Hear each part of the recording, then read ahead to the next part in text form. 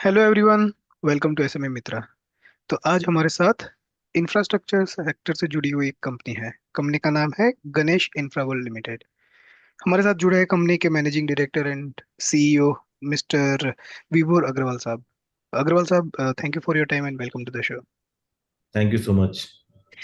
Sir, सबसे पहले शुरुआत करते हैं कंपनी के बिजनेस मॉडल से। तो प्लीज बताएं कि आपकी कंपनी का कारोबार क्या है, क्या क्या बिजनेस सेगमेंट में आपकी कंपनी काम करती है।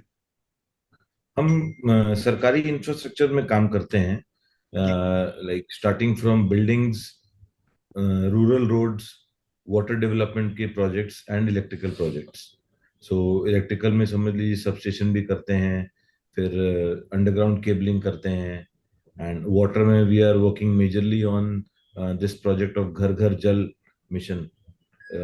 And in civil we are doing residential high rise buildings also, then few industrial buildings in which even covers like for the government departments like um, power grid, NTPC, so all these departments. Okay. तो sir, जैसे आपने बताया अलग अलग segment है, एक तो civil हो गया, वाटर हो गया, और जैसे मैं आपका एचपी में भी पढ़ रहा था, रेल रोड में भी आपका कुछ कारोबार है। तो इसमें से ये कोई रोड पर्टिकुलर में तो जैसे सेगमेंट। मैंने बताया रूरल रोड है। ओके। और रेल में कुछ। रेल में भी हमारे ओवरहेड इलेक्ट्रिफिकेशन का काम हम अभी कर रहे हैं। ओके। तो जैसे ये अलग अलग बिजनेस सेगमेंट हो गए सर, तो इसमें से कोई पर्टिकुलर सेगमेंट में आपकी एक्सपर्टीज है, या आप हर एक सेगमेंट में नहीं, मतलब। हमारे यहाँ क्या है, सेगमेंटल सीईओज हैं ओके। कि मतलब we have a team of more than 50 engineers. And जिसमें हर एक वर्टिकल को लीड करते हैं एक पर्टिकुलर इंजीनियर। सो उस हिसाब की एक्सपर्टीज है। एंड मोरोवर आप अगर देखेंगे तो हमारा जो प्राइम फोकस आगे जाके रहने वाला है और आज भी है, वो ज्यादा वाटर और इलेक्ट्रिसिटी में है। ओके। सो वाटर डिवीजन हमारे यहाँ जो हेड करते हैं, और as well as electricity both, वो हमारे सीईओ हैं mister Roop Kumar Bhattacharya. So he is an experience engineer with an experience of more than 20 years across various big companies. तो ओके। उनके टेक्निकल गाइडेंस के अंदर हम सारा प्रोजेक्ट्स एग्जीक्यूट कर रहे हैं। बिल्कुल। तो सर, एक स्टेप पीछे जाके थोड़ा सा कंपनी कैसे फाउंड हुई थी और अभी तक की जर्नी कैसे रही, वो समझने का ट्राई करते हैं। तो आपका बैकग्राउंड क्या रहा और ये कंपनी की शुरुआत करने के पीछे की स्टोरी क्या है सर। हम 2000 2017 में हमने ये कंपनी को फॉर्म किया था as a partnership firm. And उस समय we started our journey as a sub contractor only with various infra giants. And उसके बाद धीरे धीरे करके हमने जैसे जैसे कंपनी के पास गुडविल और क्रेडेंशियल आता गया, कंपनी की पूंजी बढ़ती गई। उसके बाद फिर हमने अभी लास्ट 2 साल से बैक टू बैक कॉन्ट्रैक्ट्स लेना चालू कर दिया है, जिसमें कि अगर किसी बड़ी कंपनी को 500 करोड़ 1000 करोड़ के कॉन्ट्रैक्ट मिलते हैं, तो उनसे हम टुकड़ों में कॉन्ट्रैक्ट लेते हैं एंड उसको फिर एग्जीक्यूट करते हैं। तो बैक टू बैक में क्या होता है कि हमारी जो लर्निंग और जो डेवलपमेंट होती है कंपनी की, वो as good as a direct contractor होती है। बिकॉज उसमें सारी जिम्मेवारियां हमारी खुद की होती है। उसमें मार्जिन भी 2% ज्यादा बचता है हमें। पर क्या है कि वर्किंग कैपिटल भी ज्यादा लगता है। सो इनिशियल ईयर्स से हमने कंपनी को जब स्टार्ट किया था, तब टीम भी बहुत छोटी थी, और उस समय एक्सपीरियंस मैन पावर भी हम हायर नहीं कर सकते थे, अफोर्ड नहीं कर सकते थे। सो 2-3 साल पहले सब कॉन्ट्रैक्टर की तरह काम किया है। फिर हमने थोड़ा सा बड़े से बड़े सब कॉन्ट्रैक्ट्स लिए। उसके बाद फिर कुछ डिवीजन जोड़े थे, जैसे वाटर डिवीजन हमने 3 साल पहले ही जोड़ा अपने इसमें। उसके बाद फिर हम बैक टू बैक कॉन्ट्रैक्ट्स लेने लग गए। और अब लास्ट 2 साल से कोविड के बाद गवर्नमेंट ऑफ इंडिया की एक बहुत अच्छी पॉलिसी में चेंज आई थी कि अगर कोई सब कॉन्ट्रैक्टर किसी अच्छे रिकॉग्नाइज प्राइवेट प्लेयर के लिए सब कॉन्ट्रैक्टिंग कर रहा है, तो उसका क्रेडेंशियल्स भी गवर्नमेंट के पीएसयूज में एप्लीकेबल होगा। तो उसके बाद से हमने पीएसयूज के डायरेक्ट ऑर्डर्स में भी पार्टिसिपेट करना चालू कर दिया है। एंड 2-3 पीएसयूज के हम ऑलरेडी काम कर रहे हैं अभी। तो डायरेक्ट ऑर्डर्स भी हमारा पोर्टफोलियो में आ गया है, अप्रोक्सीमेटली 10-20% अभी डायरेक्ट ऑर्डर्स है। एंड बाकी बैक टू बैक ऑर्डर्स अभी चल रहे हैं हमारे ओके। सर, थोड़ा यहाँ। कंपनी के ऑर्ग स्ट्रक्चर के बारे में समझते हैं। तो कंपनी की कोई सब्सिडरी या कोई सिस्टर कंपनीज हैं। नहीं, सब्सिडी सिस्टर कंपनीज नहीं है। ओके। जैसे सर, हम आपके प्रमोटर वेंचर लिस्ट में देख रहे थे, कुछ कुछ कंपनीज है जो कि रियल्टी सेक्टर से जुड़ी है, जैसे कि कीवी रियल्टीज या गणेश नहीं, वो इंटरनेशनल। सब कंपनी की कुछ ना कुछ प्रॉपर्टीज है हम्म। जो कि जस्ट होल्डिंग कंपनीज है, but none of them has any business. Okay. Okay sir, आपके में फाइनेंशियल देख रहा था, there is like amazing growth in top line bottom line for last 3 years. Is there any special situation regarding them and how you see going forward growth?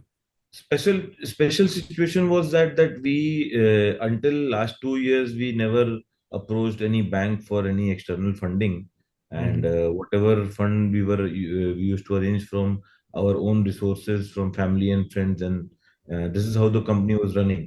But after bagging a few back-to-back orders, we got the attention from banks also, because when after that when we approached the banks, then they were ready to extend support to us because we had a very good order in hand, and we had already had a growth path, precedence of 5 years where the company performed quite well. So based on that, we took a working capital limit from ICICI Bank, and that played a major role in our growth story, because infra industry is directly related to the working capital in hand. Because as much as you can invest in a project, the returns will be like that. Because in India right now, there is no dearth of any infrastructure projects. Projects worth lakhs of crores are still there, and we now also India needs good and big companies to execute those projects. Even nowadays, we can see that foreign companies have also started to participate in India. So why not Indian companies? So, and since the companies for which we are working since past 6 7 years, they also promoted us. They also told us, "Kini, now you should take it to the next level. You have a good manpower set and all." So those things combined together helped us in the top line growth as well as the bottom line growth. And if I talk specifically about the bottom line growth, then the shift has happened because previously we were a subcontractor. We started as a labor contractor, then we became a subcontractor, and right now we can call ourselves as back-to-back contractors. So that thing is helping us for grooming the bottom margin also. और sir infrastructure business में मैंने जितनी भी company study की है, majority में कुछ ना कुछ लिटिगेशंस होते हैं, like income tax, GST, etcetera. आपकी बैलेंस शीट काफी क्लीन लगी है। इन प्रोस्पेक्टस मैंने एक भी लिटिगेशन आपके अगेंस्ट नहीं देखा। तो आपकी क्या सीक्रेट सॉस है जिस हिसाब से आप बिल्कुल ट्रांसपेरेंटली ऑर्डर एग्जीक्यूट कर पा रहे हैं? लिटिगेशन जो होती है, क्या है कि litigation becomes a litigation if it is unsolved. तो हम्म। डेफिनेटली क्वेरीज हमारे पास भी डिपार्टमेंट से आती रहती हैं, आई भी हैं पास्ट में, but all those have been solved.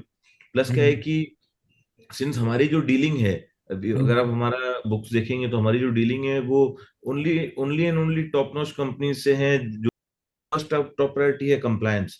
तो अगर मान लीजिए कुछ गलतियां होती भी हैं, बिकॉज ये बिजनेस है, और बिजनेस के मतलब जिंदगी में when मतलब if we are living then definitely we will make mistakes.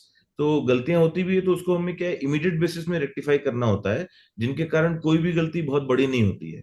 Plus क्या है कि बहुत बड़ी गलती करने की क्षमता अभी हमारे अंदर है भी नहीं, because we don't have a huge financial backing. So छोटी छोटी गलतियों को हम बहुत टाइटली पकड़ के चलते हैं। सो जिसके कारण कोई ऐसा एडवर्स इम्पैक्ट अभी तक नहीं आया है। ठीक है। और सर आपने जो लास्ट फंड रेजिंग की थी अप्रैल 2000 में रीच की थी, pre private placement, pre IPO, तो हाँ, उसके कंपेरेटिव अभी आईपीओ में प्राइसिंग काफी इंक्रीज है। क्या फैक्टर ने कंट्रीब्यूट किया है प्राइस इंक्रीज का? कुछ देखिए क्या होता है कि आप देखेंगे pre IPO is a thing जिसमें कि एक तरह से you are adding a family to your member to your family. So वो भी हम्म। वैसे ही हुआ था जिनसे हमें प्री आईपीओ का मिला था, उनके उनसे उनका विजन भी काफी अच्छा रहा है। एंड जो गाइडेंस उन्होंने हमें दी और जो जो हमें सीखने को मिला, तो उन सब के कारण क्या है कि the growth has been quite good. और एक होता है ना कि मतलब एक से एक, दो एक और एक मिलके 11 बनते हैं। तो उस तरह हम्म। की काफी सारी चेंजेस कंपनी में आई आई थी उनके बाद। बिकॉज एक क्या हम्म। होता है कि इंसान को या किसी कंपनी को बढ़ने के लिए सिर्फ पैसे या उसकी जरूरत नहीं, मतलब सिर्फ पैसे से नहीं बढ़ सकता है। तो एक हम्म। विजन भी बहुत ज्यादा जरूरी है। तो उस तरह का ट्रेमेंडस एक चेंज आया है कंपनी में उसके बाद से। तो जिसके कारण अभी जो मतलब जो वैल्यूएशन है ये तो सब हमारे मर्चेंट बैंकर हैं विप्रो। तो आई डोंट नो, मतलब टेक्निकलिटीज में नहीं समझता हूँ उतना वैल्यूएशन में, बट यस ये उनके कारण है हमारे पास। और सर आपके जो ऑर्डर बुक थे लाइक मोर देन 500 करोड़ के हैं, तो वो कब तक एग्जीक्यूट होंगे? और अभी ऑन प्रोसेस भी कुछ है बिडिंग जहां पर आपने सारे पार्टिसिपेट किया है? सारे सारे जो ऑर्डर बुक हैं जो हमने अभी बताया है अपने बुक फाइनेंशियल्स में, उन सब का average timeline of completion is about 18 months from today.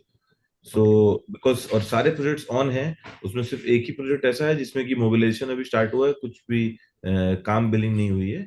But otherwise सारे प्रोजेक्ट्स का एवरेज टाइमलाइन अगर हम लोग देखेंगे तो 18 महीने में हमें खत्म करना है। ओके। सर थोड़ा आगे जाके रेवेन्यू सेगमेंट के बारे में थोड़ा समझने का प्रयत्न करते हैं। तो जैसे आपकी कंपनी का कारोबार 10 से ज्यादा स्टेट में फैला हुआ है, राइट? तो कोई पर्टिकुलर स्टेट या कोई पर्टिकुलर एरिया जहाँ पे आपका एक्सपोजर ज्यादा हो या फोकस ज्यादा हो? हमारा फोकस जो मतलब एक्सपोजर एंड फोकस दो अलग चीजें हो गई। तो एक्सपोजर अगर हम बोलेंगे तो राइट नाउ हमारा एक्सपोजर सबसे ज्यादा वेस्ट बंगाल में है एंड उत्तर प्रदेश में है। बट हमारा जो फोकस है वो महाराष्ट्र एंड उत्तर प्रदेश में है। So okay. आज के दिन में जो रेवेन्यूज में आ रहे हैं, जो जो हम पब्लिश कर चुके हैं, उनमें रेवेन्यू आप देखेंगे ज्यादा वेस्ट बंगाल से दिख रहा है। बट आने वाले दिनों में जो ऑर्डर्स हमने ऑलरेडी बिड किए हुए हैं एंड जहां जहां हम थोड़ा बुलिश हैं, उसके हिसाब से आप देखेंगे तो आने वाले दिनों में रेवेन्यू हमारा मेजरली दो स्टेट से आएगा, जो कि महाराष्ट्र और उत्तर प्रदेश होगा। और ओके। कुछ हद तक उड़ीसा भी रहेगा उसमें पार्टिसिपेशन। और अभी जो 10 ऑर्डर बुक, जो 10 स्टेट्स आपको दिख रहे हैं जहाँ पे हमारे वर्क चल रहे हैं, उसमें जो बहुत छोटे वाले हैं वो सब खाली O&M वर्क है। बिकॉज कोई भी प्रोजेक्ट हम कंप्लीट करते हैं तो उसके बाद 3 से 4 साल हमें वहां पे ऑपरेशन मेंटेनेंस या AMC सॉर्ट ऑफ समझ लीजिए कि लेमैन टर्म्स में एनुअल मेंटेनेंस कॉन्ट्रैक्ट जैसा रहता है हमारा, डिफेक्ट लाइबिलिटी पीरियड के लिए करते हैं। तो राइट। क्योंकि वहां भी बहुत छोटा स्तर में चल रहा है, हमारे कुछ इंजीनियर्स वहां भी रहते हैं, इसीलिए वो भी दिख रहा है। बट राइट नाउ हमारा जो मेजर प्रेजेंस है वो इन्हीं चारों स्टेट्स में है, ओके। महाराष्ट्र, उत्तर प्रदेश, बंगाल एंड उड़ीसा। बिल्कुल। और सर जैसे अलग अलग बिजनेस सेगमेंट हो गए आपके, उसमें रेवेन्यू स्प्लिट क्या होगा सर, हाई लेवल? अभी existing revenue split is majorly from civil and then from water and then from rail and roads. But again this will change in the next year itself, and water will become the highest revenue contributor, followed by civil and then electrical. Okay. Electrical में we have also started doing smart metering works. बिल्कुल। Sir जैसे कि construction world में government policies हो गई या labour हो गया, या और भी बहुत सारे रिस्क एंड चैलेंजेस होते हैं, राइट? तो आपकी कंपनी Right. के मतलब ऑपरेशंस के लिए आपने क्या रिस्क है जो आइडेंटिफाई करके रखे हैं, और उसके आपकी मिटिगेशन स्ट्रेटजीज क्या क्या रहेगी सर? तो सबसे बड़ी रिस्क तो ह्यूमन रिस्क है, जिसके लिए हमारे यहाँ हमारे हर प्रोजेक्ट साइट में एक वेल एस्टेब्लिश सेफ्टी डिपार्टमेंट है। बिकॉज उसके बिना, सेफ्टी डिपार्टमेंट, क्वालिटी डिपार्टमेंट के बगैर किसी भी प्रोजेक्ट में मोबिलाइजेशन कंप्लीट नहीं हो सकता है। So safety is the top most priority in our company as well, because again the आज के दिन में जो भी गवर्नमेंट क्लाइंट्स हैं, उनको भी, उनके साथ भी क्या है कि safety for them is the utmost priority thing. तो जैसे एवरी मॉर्निंग में जब कोई भी काम किसी प्रोजेक्ट साइट में जब चालू हो रहा है, तो लेबर ड्रिल्स होते हैं, एक सेफ्टी सेफ्टी ब्रीफिंग होती है एवरी मॉर्निंग, एंड उसके बाद एवरी वीकली हम कुछ सेफ्टी ड्रिल्स भी करते हैं साइट्स पे। तो इन चीजों के कारण क्या है कि जो ह्यूमन रिसोर्स वाली सेफ्टी है वो काफी हद तक टाइट रखते हैं हम। एंड प्लस जैसे लेबर लॉज को फॉलो करना, तो उन सब चीज के कारण से क्या है कि इन सब पॉइंट से हमें सेफ्टी मिल जाती है। एंड प्लस जो हमारा जो नेक्स्ट जो रिस्क आता है बड़ा किसी प्रोजेक्ट में, वो होता है क्वालिटी का। सो क्वालिटी रिस्क को सफाइस करने के लिए हम at various point in the project we get the materials tested from the government approved labs. तो उनसे क्या है कि हमें अगेन कॉन्फिडेंस मिलता रहता है कि यहाँ भी काम ठीक हो रहा है। एंड जैसे क्यूब टेस्टिंग हो गई, या सरिये की टेस्टिंग हो गई, या अगर कोई वाटर पाइप है HDP वाली तो उसकी टेस्टिंग हो गई। तो टेस्टिंग रिपोर्ट्स पे हम बहुत ज्यादा एम्फोसाइज करते हैं। फिर ओवरऑल क्या है कि project is a very dynamic thing, जिसमें कि रोज कुछ ना कुछ चेंजेस रहता है। तो हम हमारे सारे प्रोजेक्ट्स इंश्योर्ड भी रहते हैं।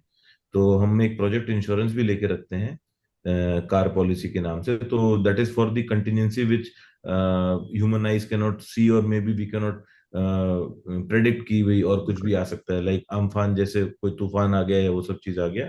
तो उनके लिए हम इंश्योरेंस भी लेके रखते हैं। बिल्कुल। सर जैसे इंफ्रा सेक्टर में कंपटीशन काफी तगड़ा होता है, राइट? छोटे मोटे प्लेयर से लेके बड़े प्लेयर तक। तो क्या चीज यस है जो गणेश इंफ्रा वर्ल्ड को बाकी कंपनियों से अलग करता है? सर, हम क्या है कि अभी right now we don't want to be a part of the competition in the smaller projects, because जो कंपटीशन होता है वो आप देखेंगे जनरली कि वो होता है छोटे साइज के प्रोजेक्ट्स के लिए, मतलब any project which may be less than 50 crore और सो। बिकॉज जैसे ही किसी प्रोजेक्ट का साइज बड़ा हो जाता है, 100 करोड़ एंड अबव या 1000 करोड़ एंड अबव, तो वहां पे गवर्नमेंट के जो पार्टिसिपेशन के रेगुलेशंस हैं, दोज आर एक्सट्रीमली टाइट। जैसे कि आपको एक बड़ा लेवल का मशीनरी होना पड़ेगा, बड़ी लेवल की पुरानी क्रेडिबिलिटी होनी पड़ेगी। एक मैन पावर का लिस्ट आता है टेंडर के साथ में, कि उस तरह का एक्सपीरियंस मैन पावर होना पड़ेगा। तो उसमें क्या है कि बड़े लेवल का जो टेंडर होता है, उसमें मोटा मोटी जो रिस्क है वो आई एम सॉरी, उसमें जो कंपटीशन है वो काफी कम हो जाता है। बिकॉज आज क्या है कि इंडिया में जो इंफ्रास्ट्रक्चर की जो डेवलपमेंट हो रही है, आप देखेंगे जो क्वालिटी में जो ड्रास्टिक चेंज आया है। जैसे पहले का मेट्रो स्टेशन देख लीजिए, आज की मेट्रो देख लीजिए, पहले का रेलवे स्टेशन देखिए, अभी जो बैंगलोर में नया रेलवे स्टेशन बना है। And same goes with airport, same goes with highways. तो अब क्या है, गवर्नमेंट का फोकस भी सस्ता में एकदम भी नहीं है। उनको भी चाहिए the best of the quality should be achieved, and right. India should also look like any western countries. तो इसके कारण से कंपटीशन पैसों का नहीं है, और क्योंकि पैसों का कंपटीशन नहीं है, तो तो क्या है कि चीजें काफी अच्छी हो रही हैं आज के डेट में। और हमारे साथ भी हमें क्या एडवांटेज मिलता है कि that we are still focused on taking back to back order.